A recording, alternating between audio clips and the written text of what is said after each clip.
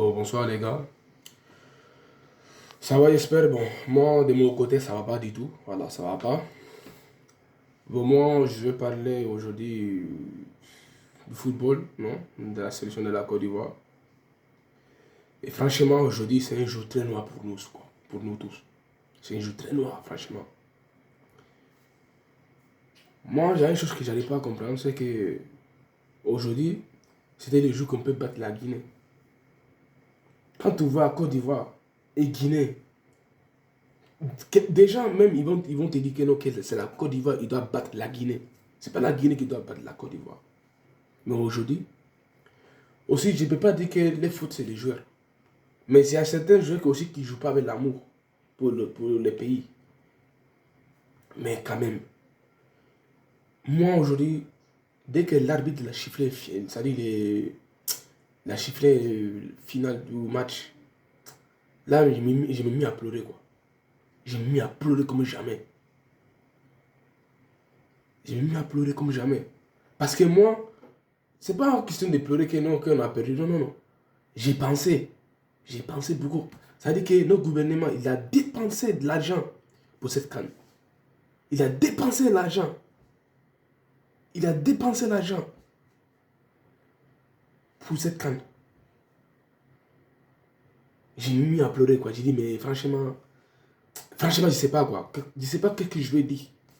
Je sais même pas. Et là, aujourd'hui, on s'est fait éliminer pour la Guinée équatoriale. On se fait humilier en plus à Ebimpe aussi. On s'est fait humilier à Ebimpe pour rien. Franchement. Bon, premier, ça, les stades de football, premier, c'était quand les matchs entre Mali et Côte d'Ivoire, il y avait la pluie, il y avait l'inondation. Et là, aujourd'hui encore, on se fait humilier par Guinée équatoriale. Moi, je n'arrive pas à croire, quoi. Mais moi, ce que je veux dire, c'est que quand la Côte d'Ivoire, c'est un pays comme la Côte d'Ivoire, quand tu organises ça veut dire la CAN chez toi, normalement, honnêtement, normalement, tu dois prendre des bons joueurs. Bon, quand le coach il a donné la liste, les joueurs là qui vont aller à la CAN, il n'a pas mis Wilfried Zaha. Ça, c'était un. J'ai dit, mais franchement, mais pourquoi tu ne mets pas Wilfried Zaha? Wilfried Zaha, lui, au moins, bon, c'est quelqu'un, ok. Les gens, ils me disent non, il aime se battre. Mais nous, on s'en fout s'il aime se battre.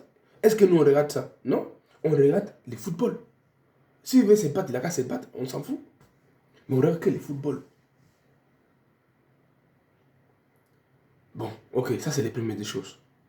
Deuxième chose, normalement, tu ne dois pas prendre un coach blanc. Moi, je suis désolé. C'est pas une question de racisme. Mais normalement, ça dit que Côte d'Ivoire organise une Coupe d'Afrique chez toi.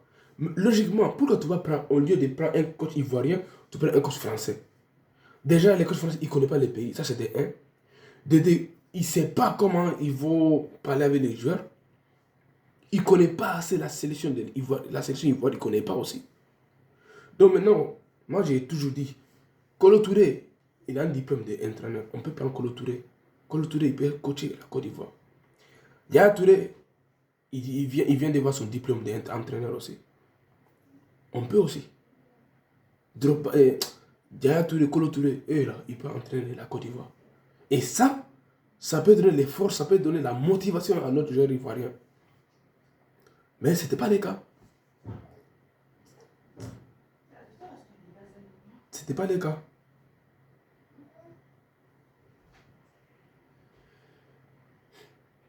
Ça veut dire c'est un match.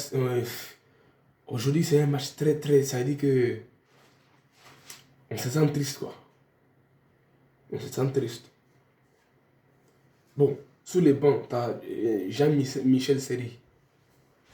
T'as Mas Gradel. Tout ça. T'as tout ça, t'as tous les joueurs. Mais tu ne les fais pas jouer.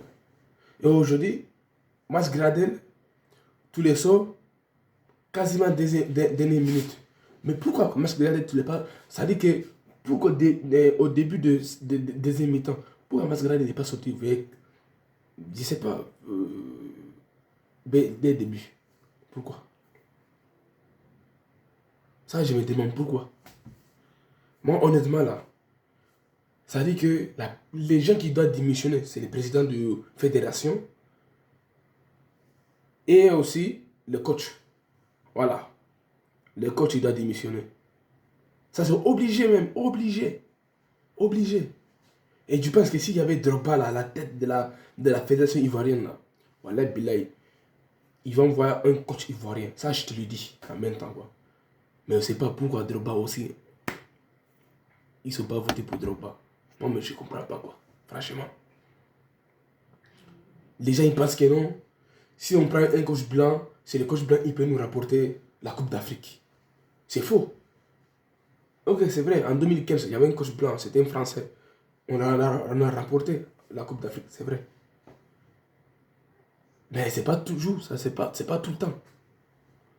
François Zawi, en 2012, coach ivoirien, on est parti au final.